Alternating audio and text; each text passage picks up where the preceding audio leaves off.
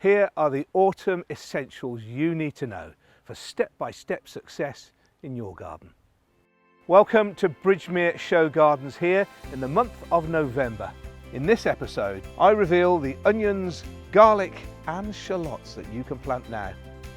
Quick garden wins for the autumn. I take a stroll through Bridgemere's Woodland Walk and also see some visitor reactions. And how you can prepare wildlife for winter. Welcome to Step by Step Gardening with me, David Domoney at Bridgemere Show Gardens. November is a marvellous month to help some of the creatures that visit the garden. And I'm going to give you a masterclass on two of these creatures, hedgehogs and birds. I really do love the birds that visit my garden. It's been a lifelong fascination with these lovely creatures. I've been a proud ambassador for the RSPB for several years now and all the marvellous works that they do. You just think about it. The little blue tits that come in, the robin, the friendly robin when you're gardening, the sound of the blackbird's song in the morning. British resident birds give so much joy. If you've never fed birds before in your garden, start. You'll find it a hobby that really will enrich your lives. Now, the little creatures that visit the garden, especially the birds, need a bit of support over winter because during the autumn there is a reduction in the amount of insects, so there's a reduction of food just at the point birds need more energy.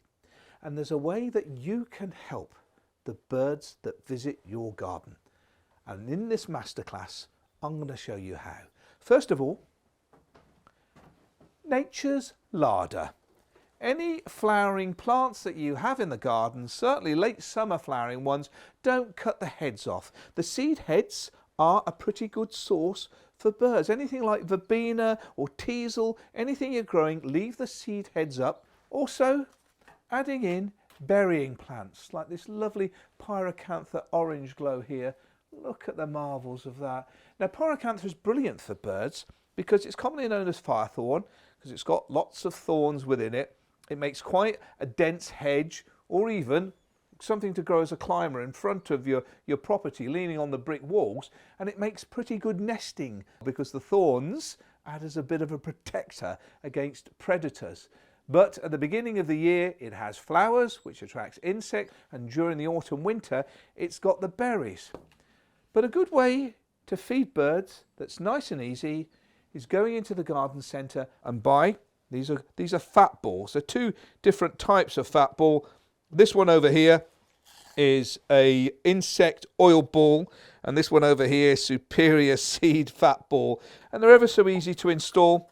As you can see, I've got one here. You just literally slot the fat balls into the end. You can do a mix of different fat balls for the variety of food. You put the lid on the top and just swizzle it into position, and you hang that up, and I'll show you where to hang them a little bit later on. If you've got squirrels that come into the garden, you know, cheeky squirrels that come in and eat all the bird food, you can get hold of squirrel-proof versions of these, although they're pretty persistent squirrels. But you've got an outer cage and then you've got an inner cage, and the birds can clearly get through. It's not just that. You can also buy suet cakes. There are different types of suet cake that attract different birds. You've got some for the blackbirds. They're ground feeders, so you need a little stand to put these on the ground for the blackbirds. Lovely bird song. Blackbirds really cheer you up. Or you've got these little cages here that you take the suet cakes out, line them in, and again hang them up. There's another option, of course, which is an easy one. This is a byproduct from the coconut industry. It's the husk. It's been properly cleaned out and completely removed of coconut, and then proper seed mix has gone into that, mixed with fat. But you can also make your own. All you need is a bowl, some lard that you can buy from the supermarket, a pair of gloves, and some bird seed.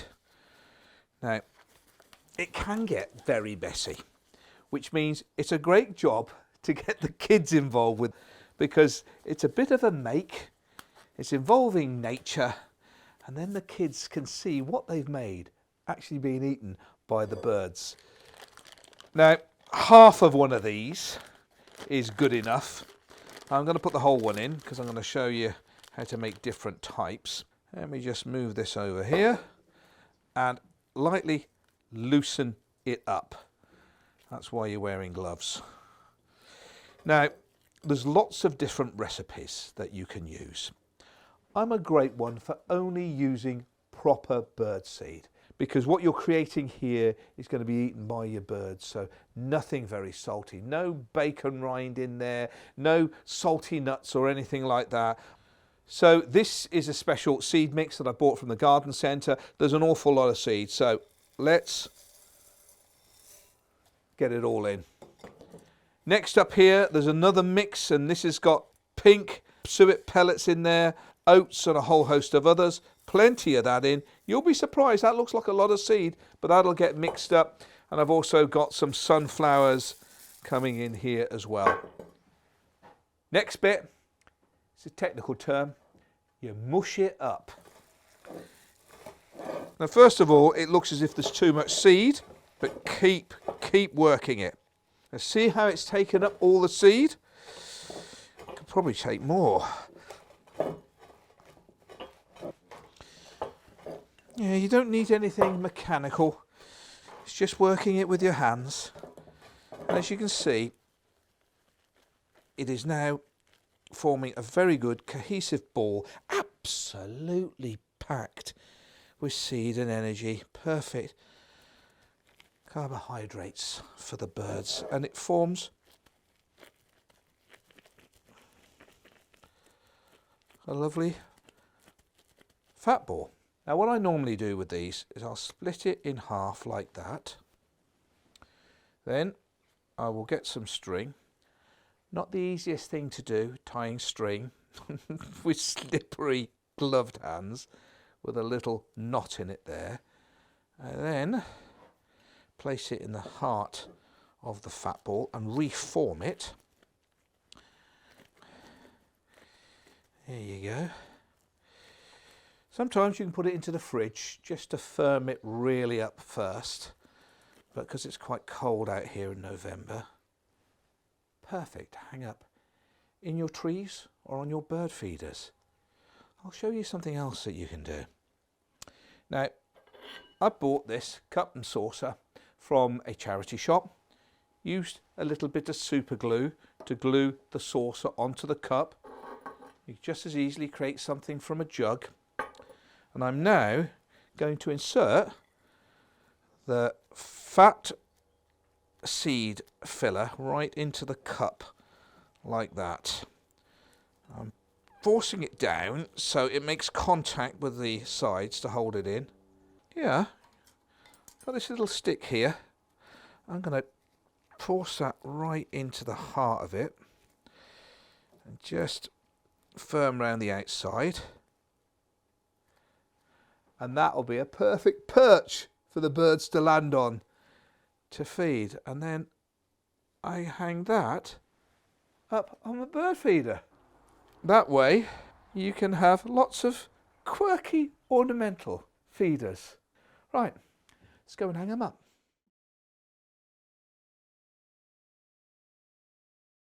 Now these stands here are excellent for the bird feeders.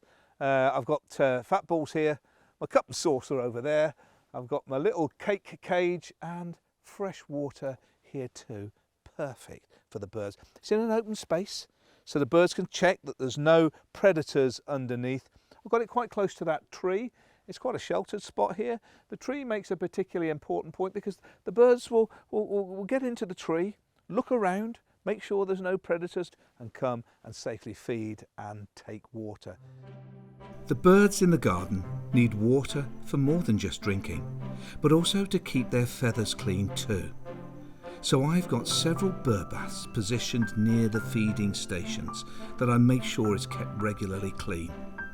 To stop the water freezing over winter, I top it up regularly with lukewarm water, and I also put a ping pong ball in the bird bath to keep the water moving. I will occasionally move the stands for the grass to recover underneath, and a second feeding station, not far away, but far enough that when it gets congested by a lot of birds, especially if the bigger birds bullying the smaller ones, having different feeding stations spreads it out, makes more availability of the food to the different types of birds. Well, there you have it. Plenty of food to help the little birds get through the autumn and winter. Now, hedgehogs, they need some help too. Now, hedgehogs are marvellous creatures that visit the garden. They've been on this planet almost 15 million years, and through their evolution don't seem to have changed a lot. A little hedgehog or a baby hedgehog is called a hoglet, and a group of hedgehogs is classified as a prickle or an array. And of course, November is very specific to them because it's the beginning of the hibernation time for them. They hibernate between November right the way through to March or April, depending on how hard the winter is. The issue is they're looking for places to hibernate. And guess what? November the 5th, that's where bonfires and fireworks go off. It's the bonfires that are a problem for the little hedgehogs, because they see that bonfire as a perfect place to go into to hibernate. And if they go in there and the fire is lit, well, that's how we're losing little hedgehogs. So please, if you are thinking of having a bonfire, there's a couple of things to do. The first is build the bonfire on the day that you're going to have it, rather than leave it there for a while for hedgehogs to find. You can always check your fire before it's lit. If you're very careful, just a broom handle and just tease inside, just to make sure there's no little hedgehogs. And finally, if you are going to light it from the edge rather than the middle, therefore at least gives them a chance to escape. But of course, during the hibernation time, they have been known to get up where it's a little bit warmer in the middle of hibernation. Some of them even go out and find new places to live, but it burns essential energy that the hedgehogs need during hibernation. So during the autumn time, they're out, they're eating as much as they can to build up reserves. And this is where you come in. There is some food you can be putting out for your hedgehogs to help them get through the winter. Have a look at this. Now, feeding the hedgehogs that visit your garden is a very good thing to do. Never feed with milk and bread. That's a definite no. If you do want to feed, you can use cat food or dog food, but it's best to choose white meat, either chicken or turkey. Don't buy it if it's got gravy in it, because that can be a bit salty for the hedgehogs. Instead, choose one with jelly. That's a bit better. Then put water out as well. You can buy, if you really want to give your hedgehogs a treat, really tasty hedgehog food that's been particularly formulated for these little mammals. You can buy them in pellets or in tinned food as well. Now, a good trick here is to have a feeding station where you've got a little bowl, probably best to have a hole in it just in case it gets a little bit wet. It can drain out at the bottom. So a hole in for the food and then a normal bowl in for water for the hedgehogs. Now, if you're worried about next door's cats coming in and eating the hedgehog food, you can build a little feeding station. What this is a plastic storage box where you cut in a square entrance, about 13 centimetres by 13 centimetres. And then, just in front of this entrance way, put a brick about 13 centimetres from the front entrance. Because cats don't like to chicane to get in, but hedgehogs are very easy in doing that. That way it keeps the food dry and the cats can't come in for a sneaky extra meal. The other thing to remember again is nature's larder. Where there are plenty of bugs and creepy crawlies, that's just right for a hedgehog to find its own food. So there's a couple of things you can do. Have some wild areas in the garden, the back of the shed, the garage, tucked away in the corner, where there are old logs and branches for lots of creepy crawlies to get in for the hedgehogs to go and find. But the other thing is to remember, they do move around an awful lot from garden to garden to garden. And the one thing is to make sure that there are holes in fences or in walls for hedgehogs to pass through one garden to another. What you're creating is a hedgehog highway, again about 13 centimetres. If you want a guide about the size of a dessert bowl, you can actually go online and register a hedgehog highway as well, where they map where they all are. So if there's free movement for hedgehogs to get around and piles of logs and the like for creepy crawlies, you're creating a nature's larder for them. The one thing that may happen is if you see a hedgehog out that's looking a bit poorly and you don't really know what to do. Maybe the hedgehog is out during the daytime. They are nocturnal, so they're mainly about at night. Or if the hedgehog's looking a bit wobbly or just curled into the ball out in the open, well, that's a hedgehog that needs some help. There is a marvellous organisation called the Hedgehog Preservation Society, where I'm very proud to be one of their patrons, which you can get in touch if you see a hedgehog in distress, and they will contact one of their registered volunteers to be able to help that hedgehog. The other thing to remember is hedgehogs occasionally fall into ponds. If you've got a pond, all you need is a beached area or some way for hedgehogs to get out, because they can swim, but obviously if they can't get out, they'll exhaust themselves and drown. I've made this little ladder. Now, this is using a plank of wood with some cut bamboo canes, and I've just used these little cable clips to hold the bamboo in position and a little bit of wood glue underneath. And a habitat is pretty good for hedgehogs as well. You can either just leave old logs in a clump in certain areas tucked away in the borders for them to make their own, or you can make your own.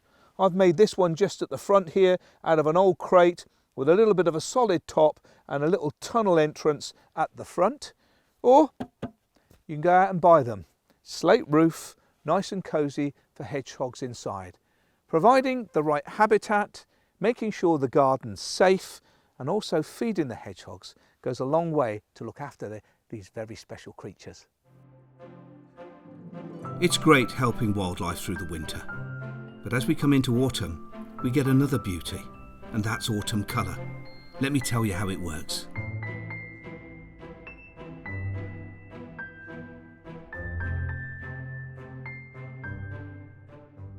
Of course, November brings one of the most spectacular changes to every garden.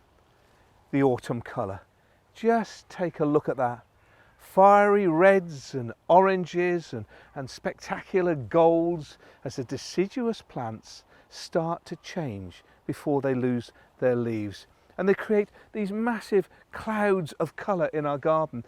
And now's the time when you go into garden centres, sometimes you don't see images of the leaf during the autumn time on the labels. Shopping now as the leaves are changing enables you to choose the autumn colour that's right for your garden. But how and why do they change the colour of the leaves? Obviously evergreens keep their leaves during the winter time, but deciduous plants lose theirs. And it's really the plant going into its dormant time. What they're really doing when they change colour is stopping the production of chlorophyll, which is the green within the leaf. Now, the green is a pigment that takes in the light to help the plants photosynthesize and produce food. So during the autumn, when it starts to go to sleep, it stops producing chlorophyll, and the chlorophyll slowly dissipates in the leaf, and then you see the original pigment of the leaf, which is the colour without the greenery.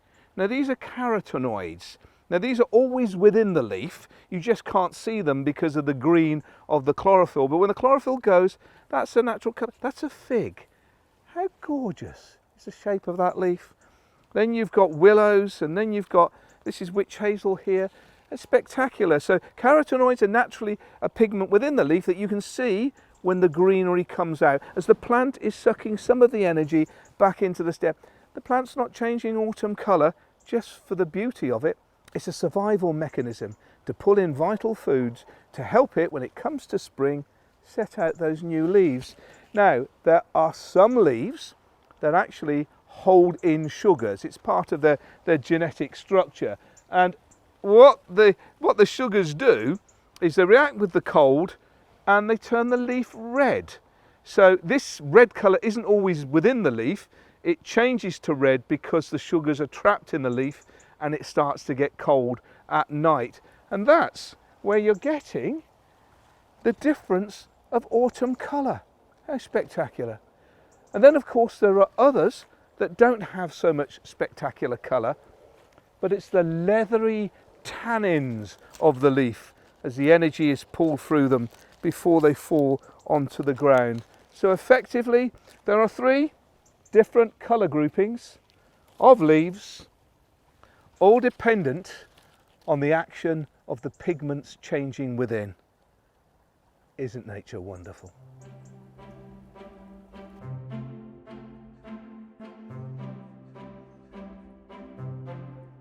If you're looking for a plant that can give you something throughout the year, Skimmia is a good choice.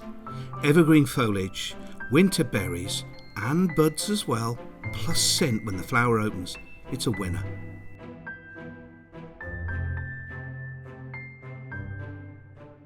You may think to yourself, plant of the month in spring, you're spoilt for choice. But in November, there's not as much choice. On the contrary, November gives us a whole host of unique and spectacular colour in the garden.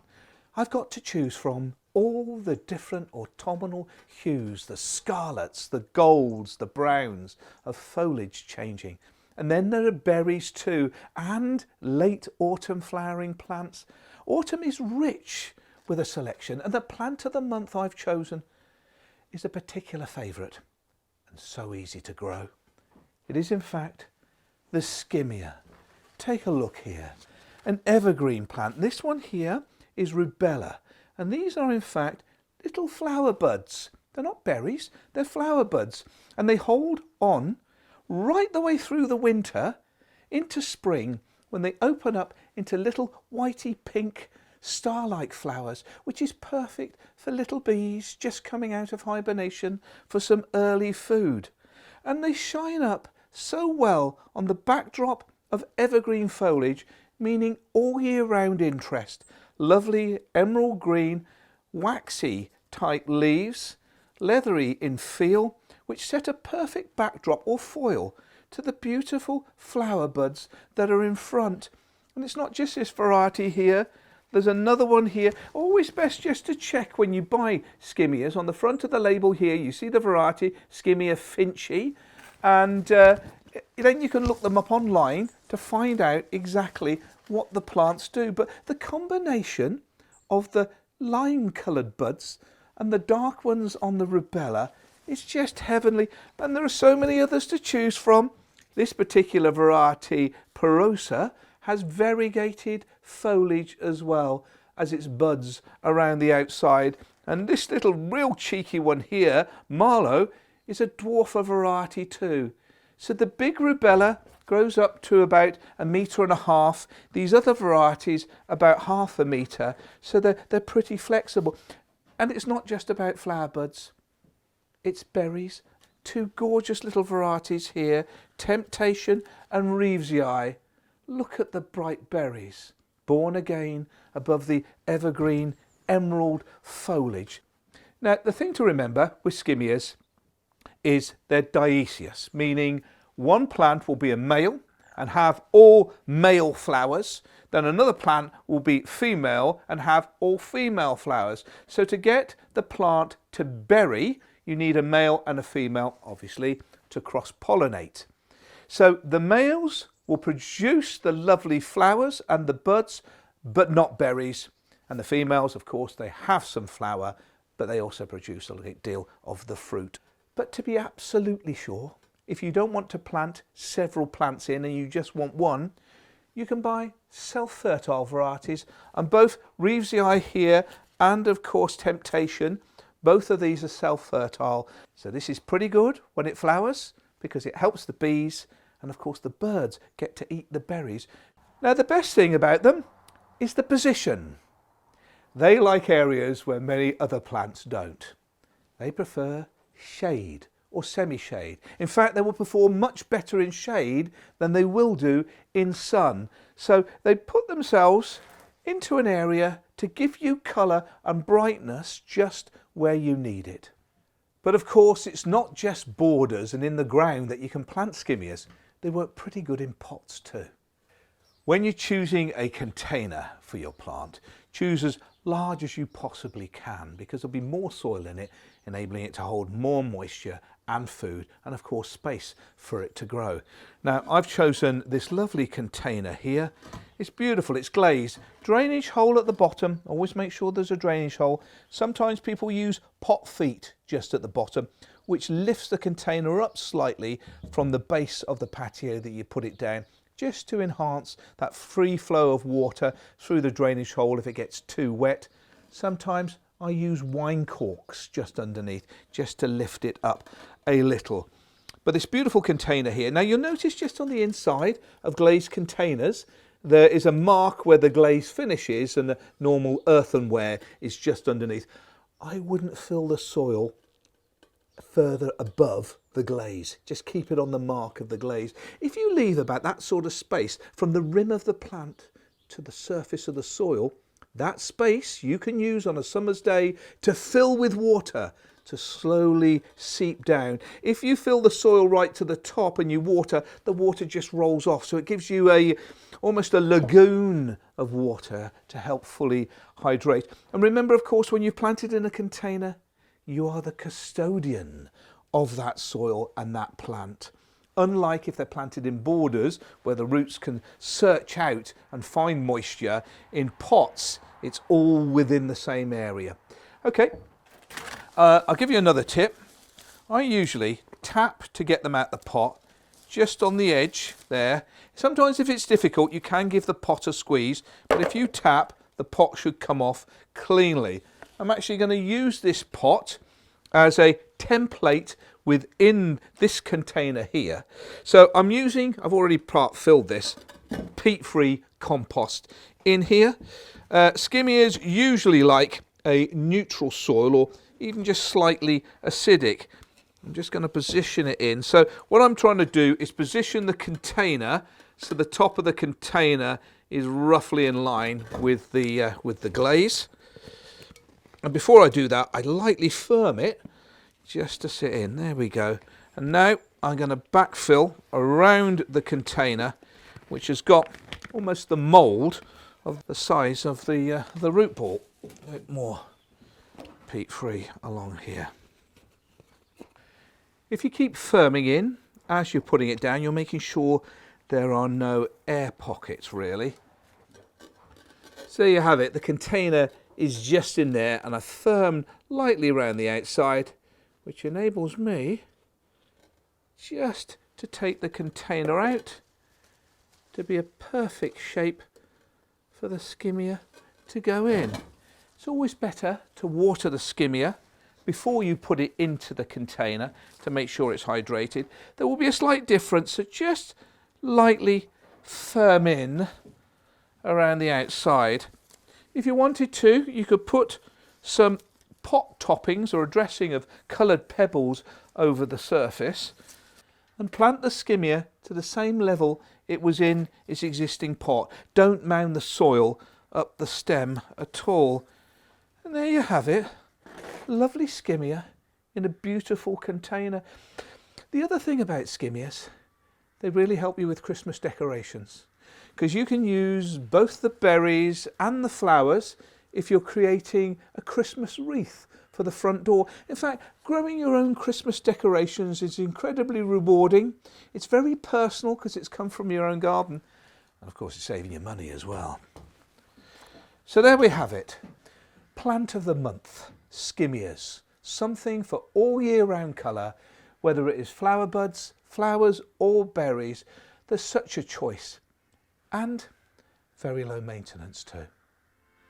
If you're ready to try it at home, we've got £100 of Blue Diamond gift vouchers up for grabs.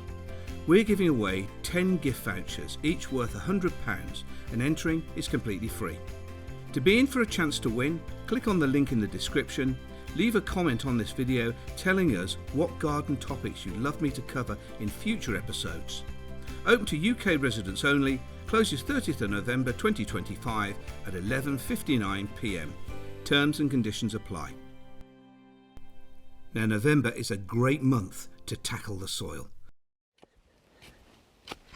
During some of the dry days in November, it's a great opportunity to improve the soil in your garden. Now, if you want to know more about your soil, just go back to episode 1 of Step by Step Gardening. There's a lovely guide that demystifies what soil it is and how to improve it at the same time. But during the autumn, it's a great opportunity to work in some organic matter, either home compost or soil conditioners that you can buy, or things like farmyard manure as well. If you're digging this into the soil during the autumn months, as the frost expands and contracts the soil, we call it a soil heave, where the water crystals in the soil freeze and expand and just open it up. And this expanding and contracting helps work particles in. And if you've got sandy soil, organic matter is a good way to help retain the moisture. And if you've got a clay soil, it helps break it up too. So digging in autumn and preparing your borders are great, because a lot of the weeds have gone, and if you weed beforehand, it's a great start. And this clear space is perfect to do. Now, you can also add in a little bit of fertiliser at the same time. This is bone meal, very good for the root system of plants. You should really add some of this in when you're planting trees or shrubs, just into the bottom of the hole. That's what you get. These pellets, they don't smell. You just sprinkle them in. Always best to wear a glove whilst doing it.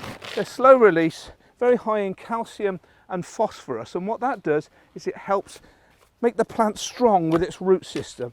So taking the opportunity now in November to dig in some organic matter and some straight fertiliser as well, like bone meal, and I will be explaining a lot more about the different types of fertiliser in our spring episode of Step by Step. But November's the time to get ahead and help your soil.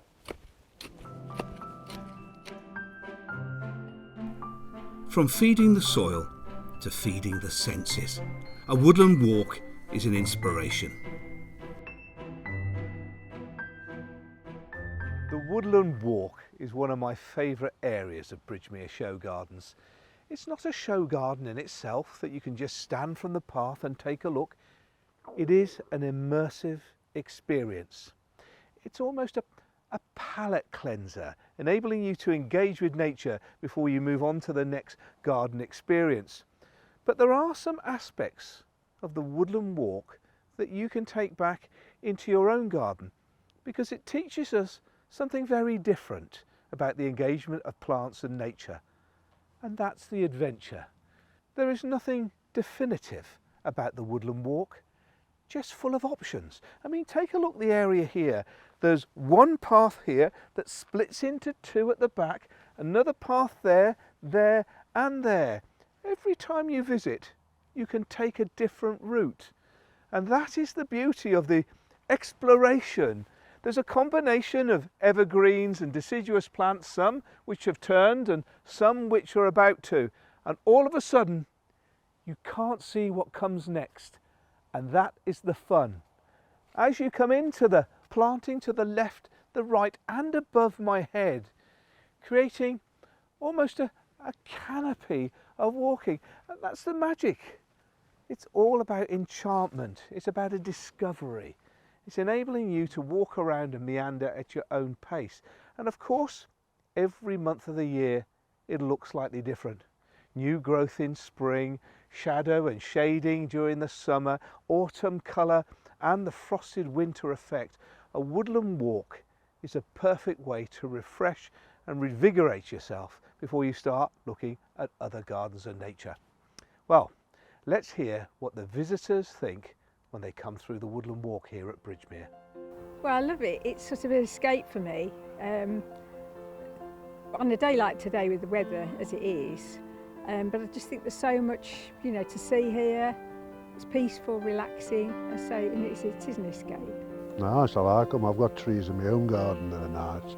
Go turning colours and yellows and reds. Me asters on and all everything. But my asters are all flowers out now at the moment. Very nice.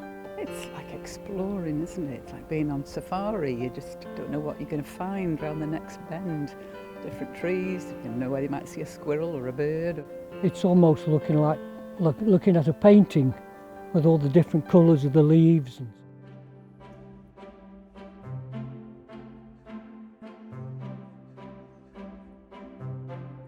Growing your own is great fun. Here's my guide to onions, garlics and shallots.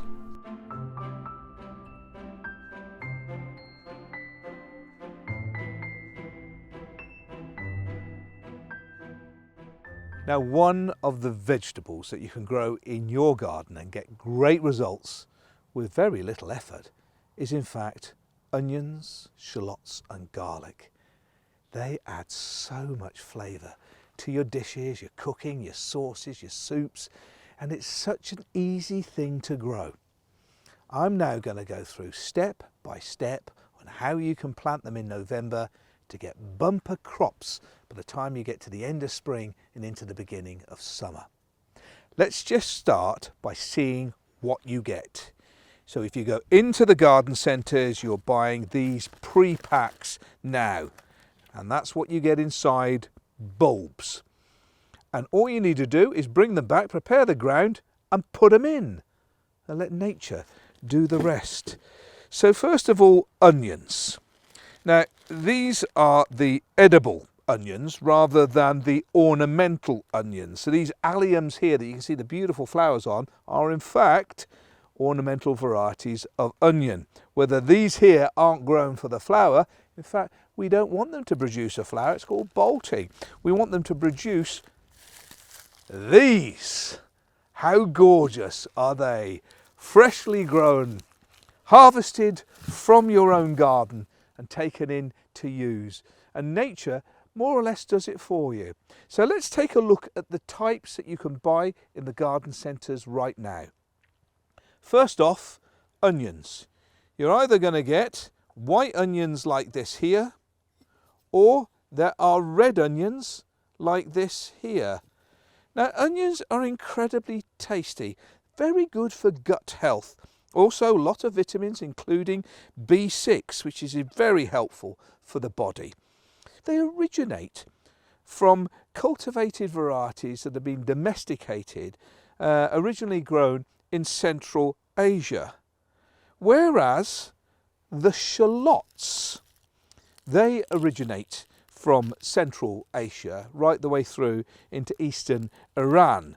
And what happens when you grow shallots is instead of one big onion like you get on this side, you can get anywhere, you get a lot of younger plants around the outside, smaller shallots, and it can produce anything from 6 to 12 depending on the variety from one planting. But the shallots are less water content than onions and sort of finer layers, and they brown up really well in the pan and are absolutely excellent for sauces. Next along is the garlic. Now you don't plant these as a whole like this, you break off and plant the cloves themselves. Now garlic originates from Eastern Mediterranean and the Arabian Peninsula, and unlike onions, which are usually, and I'll show you this in a minute, usually planted with the nose slightly proud of the soil, garlic cloves are planted down about 2.5 centimetres. And garlic is a little different from the onions and shallots. It is a bit more, they call it nutrient dense, a high concentrate of protein and carbohydrates as opposed to water.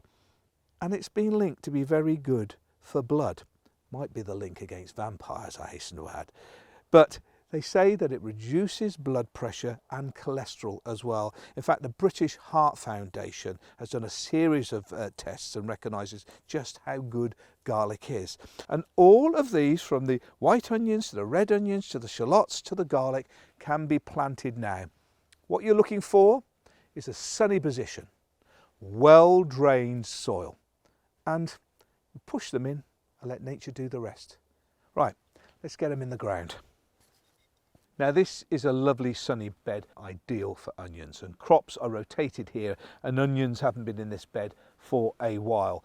So to begin with, if you're doing this at home, I'd use a string and markers and just plant along so it keeps it in a straight line. When all the onions are coming up, it looks pretty good and it marks where everything is.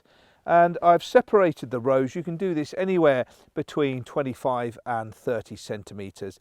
And then I plant the distance in between each bulb of anything between 10 and 15 centimetres. Do you know, to make it easy, I actually measure a stick, a bamboo stick, so I can use that as the marker in between each one.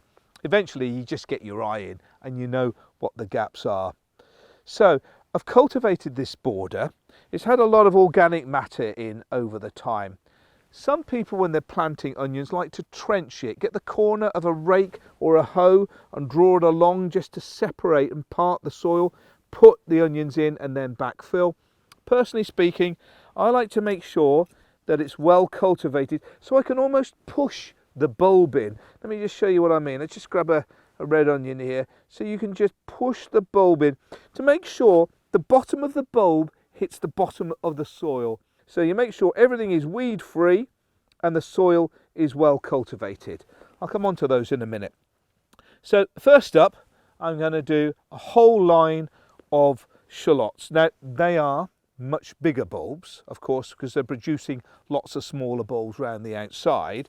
And with that, I'm just going to loosen the soil just here, enabling me to insert the bulb. So you really want the head just proud, so the nose is just coming out there and you're following the line of the string. Put my little marker down for the next one. Take it, and the old skin just comes off. Loosen a little bit of the soil there, insert it into the ground, make sure it's bed in, a little firm around the outside, and that's what you do. Work your way down, all the way down the line. It's as simple as that. Now the next line, just here, I'm going to do the same. Few of the bulbs, because they're smaller bulbs, I don't need to dig too much of a hole because the soil's quite loose. So I then just firm into position and a little mound there. Likewise here.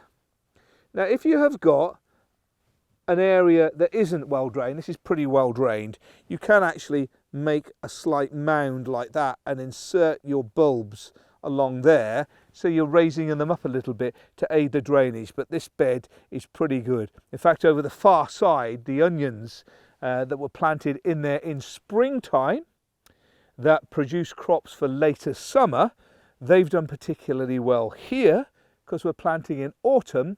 We're going to be able to crop these bulbs when it comes down to the end of spring, beginning of summer. And likewise, the next run here, just clear a little space, onions in here, firm around, marker on to the size of the next one, likewise into the ground and just nestle in. Now finally is garlic. So with the garlic you have to separate the cloves within. There's one and there's another. Now with garlic, unlike the onions and shallots where they've been planted so the head is just above the ground, with the onion and garlic, plant them down about 2.5 centimetres. So you will need a trowel just to loosen a bit of the soil, take some out. Again, a little twist at the bottom to push the base of the garlic in. Put your measure in, loosen up some soil again, down about 2.5 centimetres, and then just cover over. Now the best advice I can give you is only buy properly prepared onion sets for growing onions and garlic. Don't use culinary varieties that you buy in supermarkets to eat to grow plants, because they're not bred for disease resistant, they're not bred for producing bumper crops. Whereas if you go into the garden centre and buy the specific onion sets and the garlic cloves that have been designed and bred specifically to produce crops, that is your biggest winner. And here, with these in the ground, a little bit of nature with the rainfall out in the open space, it's incredibly low maintenance, and nature will do the rest. If you've not grown fruit or vegetables before, onion is a very good starting point because you get great results with little effort. Thanks for watching this episode. If you enjoyed it, please hit the like button and subscribe to this channel for more great step-by-step advice. Our next episode is a Christmas special. Don't miss out.